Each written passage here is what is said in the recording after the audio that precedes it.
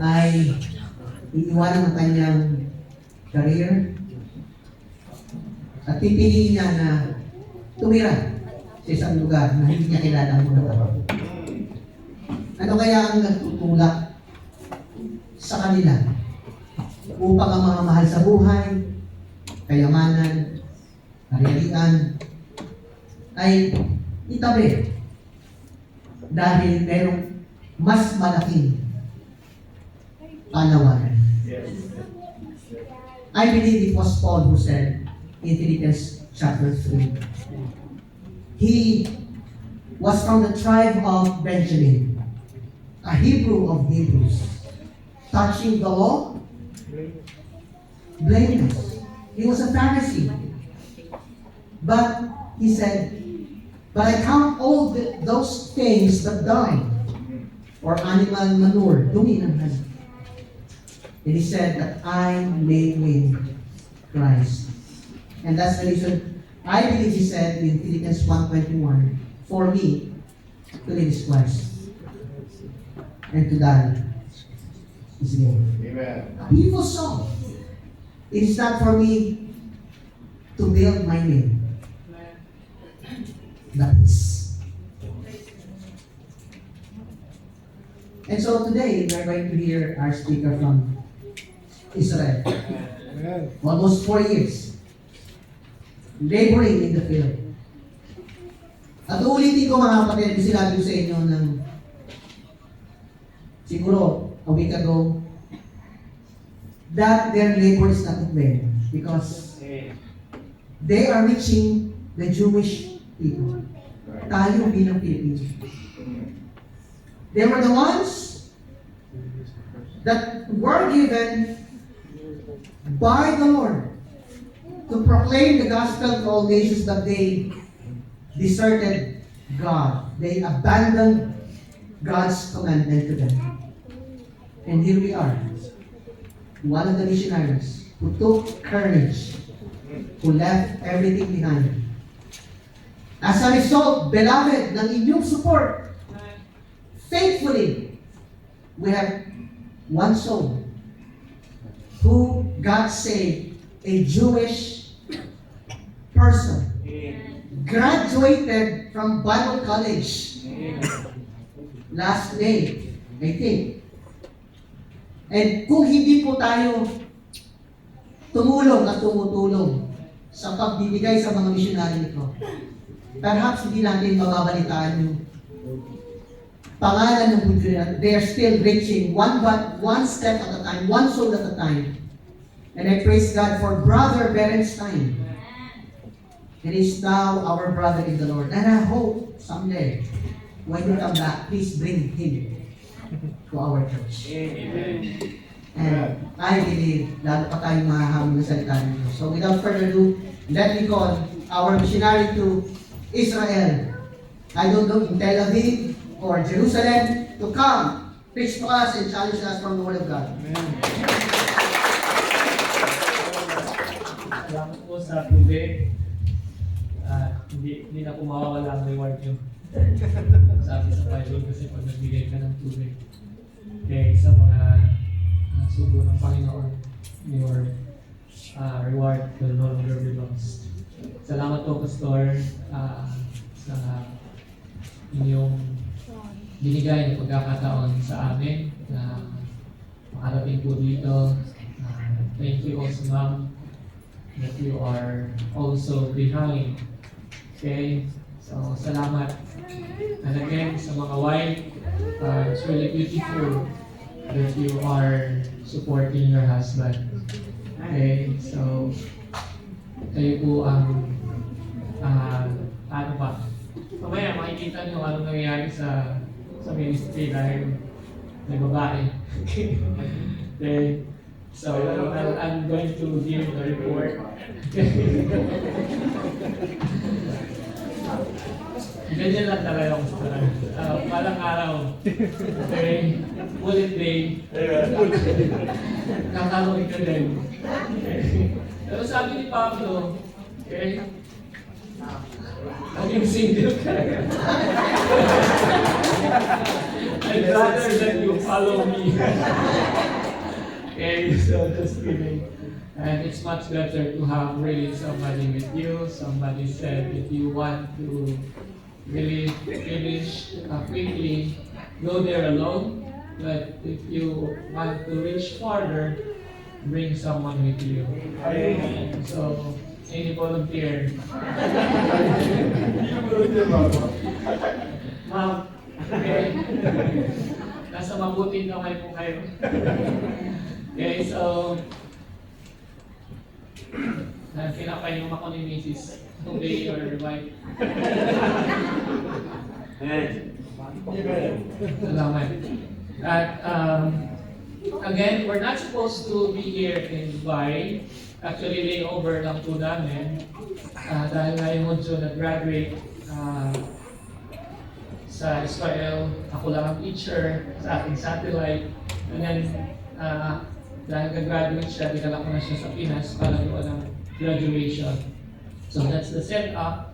The training is there and the graduation is in Makati.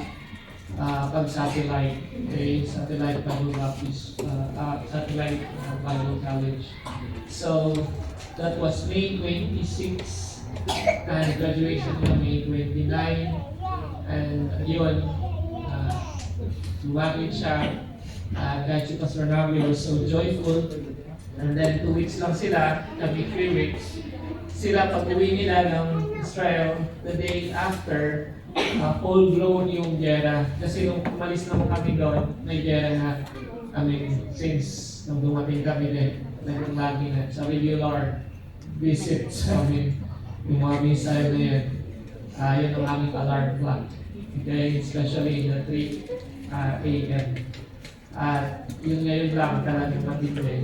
And because of that, pauwi na kami anong week ago, pero bawal sa Pinas, hindi na allow na yung may mga connecting to Israel ay hindi pwede. So, ginawa namin dahil confirm yung flight papunta ng Dubai, kailangan naman ma-forfeit, yun ang mas malaking pamasahe. So sabi namin kung ano lang tayo ng panibagong schedule, ticket. So, yun, pumayag naman yung PAL na tanggalin yung connecting flight at para hindi malaman na mapunta talaga kami sa Israel. So, praise the Lord for that. Nag-issue sila ng panibagong ticket na ang final destination ay Dubai. But we were saying na pag nag-open yung airport sa Israel, go na kami. Hindi nga lang kami nakag-go kagad kasi nga sobrang taas, 4,000 ang kada isa from here. Samantalang dati 600 lang yan. So, what to do, ganun talaga. But praise the Lord, tomorrow we will be flying na po. Hindi, sasakay po kami sa aeroplano. Okay, so 5 a.m. in the morning. So yan po ang aming biyahe. Excited na po, miss na po namin yung mga kapatiran doon. At yun, I'll give you a report. Ito po yung report natin. Tanggalin ko lang, ano? Pwede ko ba? Yan. Sige po, next slide. Ayan po yung 2,000. Nung lumipad kami, papunta doon again. Hindi pala sumakay na kami. Okay, so we went there during COVID times. At ako muna, next slide. There was a difficulty. It's difficult to enter Israel through other visa, like missionary visa. So, pumasok po kami doon as student. Okay? So, yan po. Nagbigay si Lord ng wisdom through missionary to India, which is missionary Donald Tura. At siya po ay nagsabi, why don't you enter Israel through missionary visa, through a student visa. So yan po, nagbibigay si Lord ng open door at wisdom sa mga veteran nating mga missionary. Pagdating ko po doon, trabaho kagad, open door kagad. These are Filipino caregivers na ang amo nila, syempre mga Hudyo. At yan, double agent kagad, hitting 2 birds in 1 stone. Bible study sa Pinoy, Bible study sa mga Hudyo. At di naman makakatakbo yung mga Hudyo kasi nasa wheelchair. Okay? So, captive audience po ang tawag dyan. At alam niyo po, marami pong naligtas sa kanila. Sad lang kasi hindi naman sad. Siguro yun talagang plano na marinig nila bago sila mamatay. Okay, some of them, after they hear the gospel, they die. Kasi yung iba may mga cancer, okay? Yung iba, kung ano ang mga sakit nila, at matindi. But nevertheless, God gave them last chance. Yan po ang ministry natin sa mga matatanda ng Jew. Okay? And then sa mga Pilipino. 3 months after, my wife arrived, and yan, walk din siya kasama ko. At yan po yung kanyang bag, ang laman niya na songbook, tapos yung maliit na ukulele. So lakad po kami niyan, lakad. And blessed po, he that findeth a wife, findeth a good thing. Hindi ko lang tanong, mayroon ka dito good thing? Sabi good thing daw eh. May good thing ba? Okay. I praise God for my wife. She's all out for the Lord. At di man ako perfecto. At salamat na nandyan ang aking asawa. Okay, next po. And forward. Backward po. Ayan, backward muna. Backward. Automatic siya. Okay? So, yan. Sige pa po. Backward pa po. Sige pa. Anyway. So, yan po yung Jordan River. Okay? So, dyan po tayo nagpabautismo sa mga kapatid natin na naliligtas sa mga Pilipino. Ang mga Hudyo hindi natin nilalagay dyan. Kasi experience na namin yan na kahit nung conference natin sa Garden 2, may kapatid na nag-live at si Brother yung Hudyo nga nag-graduate, tinanggal po kay Pastor Nagre, siya yung unang speaker. Sa Facebook, tinanggal po nila yung preaching ng Hudyo. So meron po talagang nanonood at bawal po talaga yan. Okay? So, pero yung preaching ni Pastor Nagre nandun. So yun po. At dito po yung aming mga Bible studies sa park. Okay? Kaya pwede po kaming matawag na Park Baptist Church. Okay? Pero magagalit si Pastor Nagre. So yan po, di man nila nalalaman na kami ay nagministeryo kasi para lang kami tawag doon, yung kala lang nila, walang nangyayari dyan. So we are doing Bible studies, nag-merge lang ba? Okay, next po, ayan, una naming meeting. Okay, after 7 months, may mga nabautismo na sila na naturuan na rin ng tithes. Pinakahuli ko yun na tinuturo, kailangan mo na kasi maligtas. Kasi ang tao, mas madali na lang yung magbigay kung totoong ligtas. Okay, yan po yung mga una na at nagkupa po kami ng ito yung unang lugar namin, that's 75,000 pesos per month. So, biyaya naman ng Panginoon, provide siya. Next slide. Okay, yan naman, meron na tayong unang Hudyo, ang kanyang nanay. Praise the Lord for that. Okay, so next. Ayan, nadagdagan. Sige po. At meron din tayo, nag-open tayo ng 11:30 to 1 p.m. to Wednesday service. Ito yung mga bago. Biyaya ng Panginoon, yung mga amo nila. Ito si Hannah, Jewish from Iraq. Why do you think ganon? Ora, another Jewish woman from Iraq. Yung iba sa Iraqi. Yung isa naman, former Mossad, a Jew from Iraq. Okay? So, yan po, ito, naligtas po yan, si former Mossad. Okay? Ang mga pangalan? Rudy. Si Rudy. Ayan po ito, buhay pa po yan. Okay? Patuloy natin na inaabot sa kanilang bahay. Praise the Lord for that. Okay, next slide. ito po yung pinaka-main service, 4 p.m. Friday naman yan. Bakit po Friday? Kasi ang worship sa Israel, yung Shabbat na tinatawag, Sabbath day, nag-uumpisa po yan ng Friday. Friday, paglubog ng araw. And then, katapos sa Saturday, paglubog ng araw. Okay? May tatlo tayong module doon. Summary. Ayan si Brother Daniel.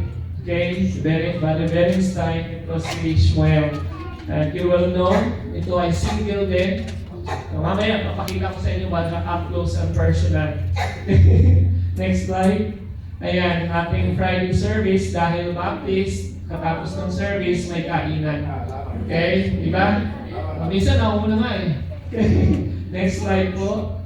Ayan, sige po, start din po tayo ng early riser Sunday service. That's 5:30 a.m. Nalun pa kayo, nakapag-worship na kami. Okay? So, blessing po yan.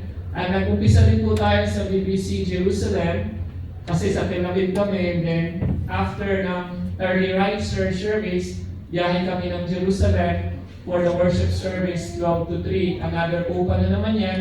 At some building yan, nasa 20th floor po kami. Okay? That's our outreach there.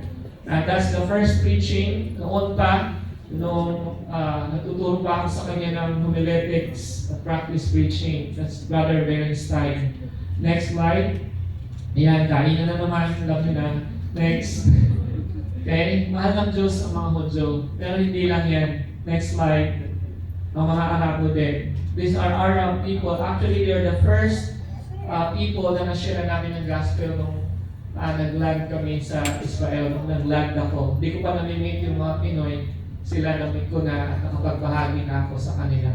And in communication po kami ngayon. Inaalagaan po namin ang kanilang family. This is the family. Okay? Ang Sahab. At yan, puro yan Arabo. Huwag kayong matakot. Hindi naman hindi naman din sila kumakain ng tao. Okay? Natuwa nga sila na nandun kami para bang special talaga kami. Kasi very seldom na ang mga Arabo ay may mga Asian na friends. Okay? Kami po ay big privileyo. 3 days kami sa kanila, 4 days umiiyak yung mga anak pag umaalis kami. At yung tatay, tutuwa kayo eh. Kasi yung bagahe namin, maleta na 2, pinupuno ng goods. Sabi namin talaga yung Raven, di pa kaligtas. Bibigay na, ang maleta. Kasi 3 days kami doon, 4 days.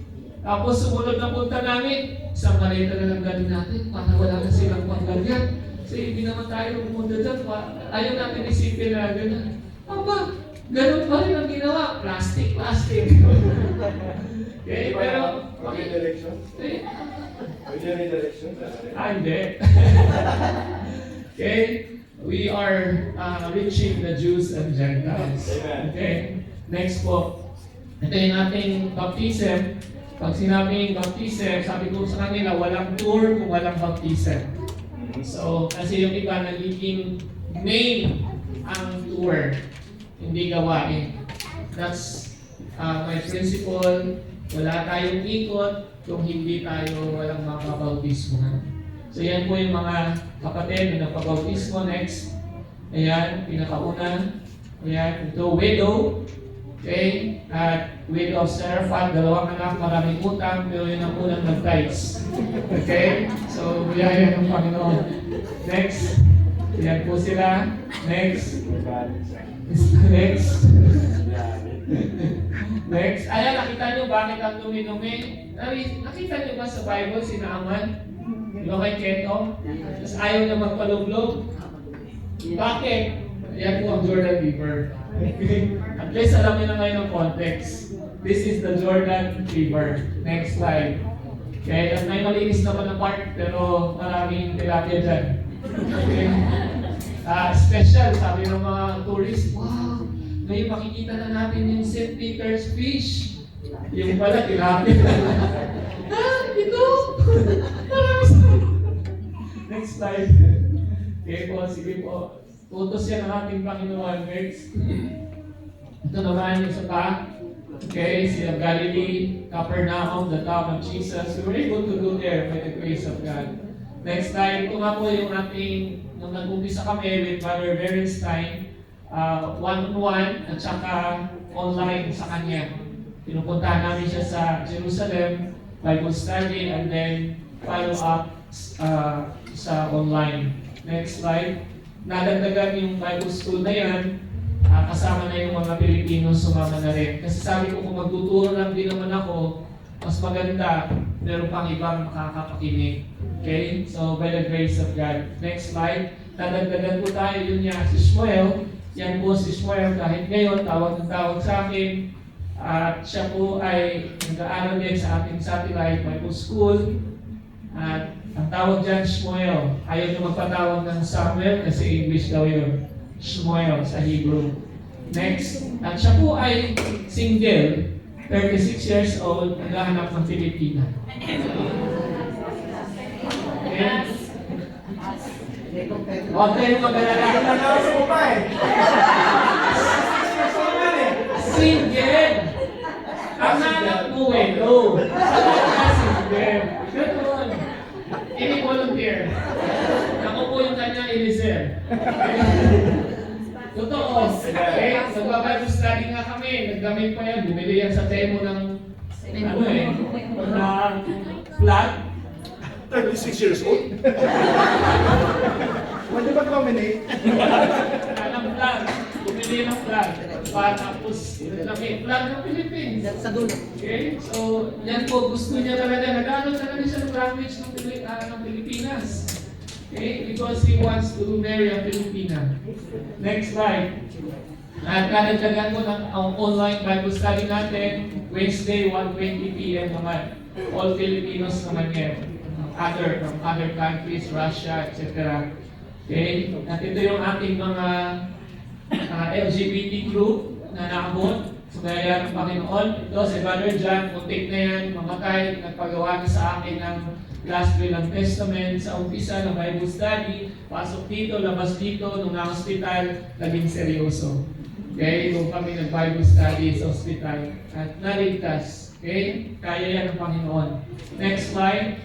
Ito po, another Udyo na naligtas. This is Isaac. Okay? So, yan po ay pumanaw na rin po. 2 weeks ago, 3 weeks, 4 weeks ago. So, tingnan niyo po yung smile niya at katapos ng Bible study namin, 6 months po namin yan na inalagaan talagang. Pero kita niyo naman, it bear fruit. Siya po talaga, inuulit-ulit ko talaga tinatanggap ng Panginoon Jesus. Yes, Isaiah 53, naintindihan niya. Okay? Isaiah 53. Pag mag-share kayo sa mga Hudyo, Isaiah 53. Okay, ito naman, nalibre ko pa yan sa restaurant, wala. Okay, 2 hours, wala. Ito, mag-asawa, so ringing ako, tinatarget ko lang yan sila eh, hindi pwede ang street preaching. Pag nakikita ko may nakaupo, yun, dahan-dahan ako pupunta doon. Tumanggap sila ng New Testament, pero hindi pa sila nag-profess ng salvation, nag-profess ng belief sa Panginoon Jesus. Ang makapagbigay ka lang ng New Testament, it's already a blessing. Accomplishment na yan. Next slide. Okay. Next po. Ayan, sige po. Next. Next po. Ayan po. Ito po, naligtas din po yan si Sarah. By the grace of God, habang magbabible study ako sa kanya, ang sungit nito, maglalapit kami sa Pinoy, alam na niya na magbabible study kami, galit na galit yan, yung kanyang mukha, nakano. Pero later on, nung binibigyan ko na rin siya ng mga pamphlets, babasahin kung anong lesson ko, magaling din pala sa English. Kaya naligtas. Biyaya ng Panginoon. Kaso nga lang, may sakit din kasing cancer. So, she died. Okay? Pero again, it's a big privilege sa amin na kami ang gamitin ng Panginoon para sa huling pagkakataon na makapakinggan nila ang gospel. Next po. Ito, 6 months na rin namin yan na trinabaho, pero hindi. Hindi po naligtas. Lahat, okay? 6 months yan, every Monday. Diba? Anong oras tayo doon? 5 o'clock, 4. Sa bahay nila, dala-dala ni Mrs. yung ukulele. Pero kung kakantahan pa kami, Siya lang talaga, yung focus namin. Pero wala talaga. Sabi ko, we have to use our time sa iba. Okay? So yan si Sarah. Ito ang neighbor namin. Sila yung nahirapan kami. Shishare naman natin. Kaso baka itembre tayo sa otoridad. Pero kailangan kasi love your neighbor Okay? So we share the gospel to them, but after that, hindi na kami pinansin. Nandun kami sa hallway, gano'n na yan. Okay? Kamantalang ganda-ganda ng relationship namin nung di pa kami nag-share sa kanya. Ito din mga mag-asawa, by the grace of God, both are atheists at sila po yung mga Hudyo, okay, pero walang Diyos. Hati po ang Israel. Atheist at yung may Diyos pero maling Diyos ang sinasamba at sa maling paraan. Okay? So, pero dito, walang problema kasi we are still in communication with them. Hindi na nila kami iniimbita sa Haifa. Next po. Yan, si Barish Moel. Yan siya dati. Talagang orthodox na matatawag. Pero yan po ngayon ay napakakulit. Okay? Talagang ligtas sa biyaya ng Panginoon. Kaya anyone who would like to okay. Sige po. To God all be the glory. Next po. Meron tayong mission conference dyan. Andun sa Pastor Nabi at doon po namin hineld sa Garden 2. Okay, last December lang po. Our second World Mission Conference. Kasi yung una ay mission emphasis. Hindi nakarating si Pastor Nabi because of the war. Okay, so yan po yung biyaya. Salamat po sa inyong mga pagtuwang, Pastor. And again, thank you for all your prayers and giving on to the Lord. Okay, hindi po matatawaran ang inyong pagtuwang sa amin, sa Israel. At hati-hati na lang tayo ng reward sa langit. Okay, sa ngayon, kung pwede, lista lang muna. Okay. So please open your Bible.